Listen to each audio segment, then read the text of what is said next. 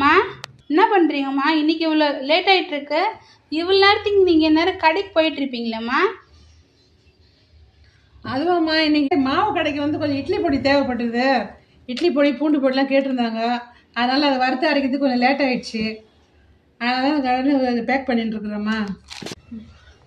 அம்மா, மாவு இவ்வளோ புசு புசுன்னு இருக்குது. ஏதாவது போடுவீங்களாம்மா?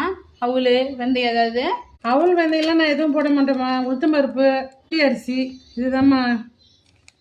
நான் மற்றதெல்லாம் எதுவும் சேர்க்க மாட்டேன். சேல்ஸுக்குன்றதுனால நான் எதுவும் சேர்க்க மாட்டேம்மா. உளுந்து நல்ல தரமான உளுந்து, இட்லி அரிசிம்மா.